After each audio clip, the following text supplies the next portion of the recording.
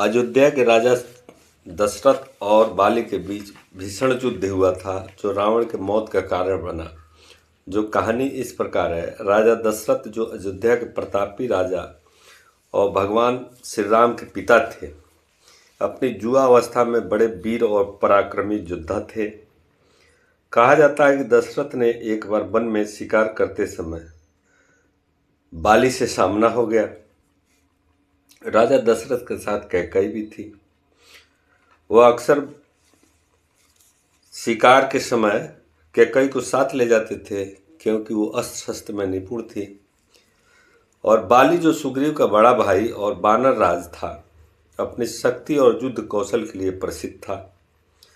उसके पास वरदान था कि वह अपने विरोधी की आधी शक्ति को स्वयं में ही समाहित कर लेता था उसके सामने पड़ते ही। इस कारण बाली को हराना असंभव था, वह किसी पर भारी पड़ता था। राजा दशरथ और बाली के बीच उस जंगल में किसी कारण स्पष्ट नहीं है, लेकिन कुछ कथाओं में कहा गया है कि यह संघर्ष बाली के अति अहंकार और अपनी शक्ति का दुरुपयोग करने के कारण हुआ था। अयोध्या के राजा दशरथ भ्रमण कर रहे थे और वन की ओर निकले। वहां उनका सामना बाली से हो गया। राजा दशरथ की किसी बात से नाराज होकर बाली ने उन्हें युद्ध के लिए ललकारा और चुनौती दी। राजा दशरथ की तीनों रानियों में से कैकेयी अस्त्र शस्त्र एवं रथ चलाने में पारंगत थी। अतः अक्सर राजा दशरथ जब भी कभी भ्रमण के लिए जाते तो कैकेयी को अपने साथ ले जाते थे। इसलिए कई बार वह युद्ध में राजा दशरथ के साथ होती थी।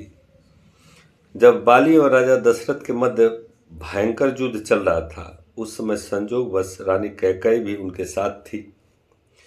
युद्ध में बाली राजा दशरथ पर भारी पड़ने लगा। वह इसलिए क्योंकि बाली को यह वरदान प्राप्त था ही कि उसकी दृष्टि पड़ते ही किसी पर भी पड़ जाए तो उसकी आधी शक्ति बाली को प्राप्त हो जाती थी। अतः राजा दशरथ ने बाली से युद्ध किया, लेकिन बाली की वरदान वाली शक्ति के कारण राजा दशरथ युद्ध में बाली से बुरी तरह हार गए। यह तो निश्चित था कि उन दोनों के युद्ध में हार राजा दशरथ की होनी थी।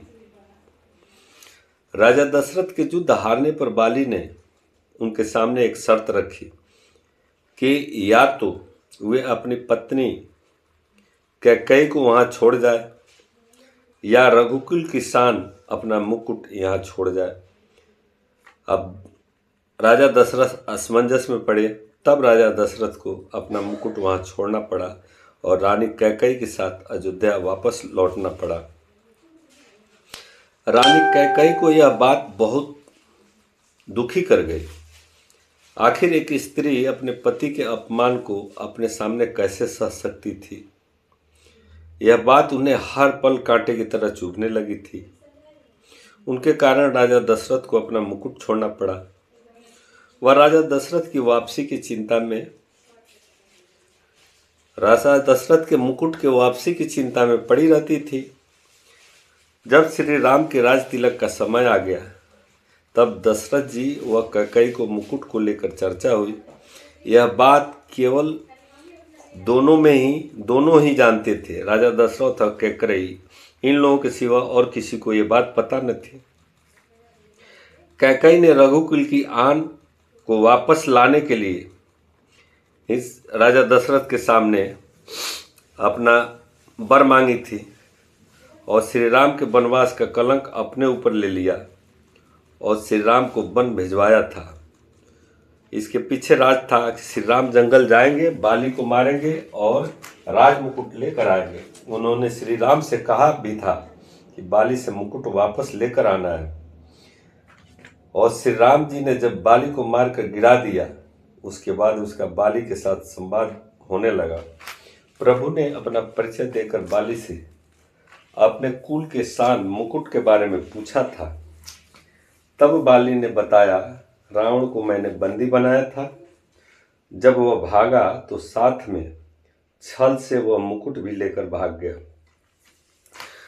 प्रभु, मेरे पुत्र अंगद बहुत बलशाली है और आप उसको अपने सेवा में ले लें, वह अपने प्राणों की बाजी लगा करके आपका मुकुट वापस लाएगा।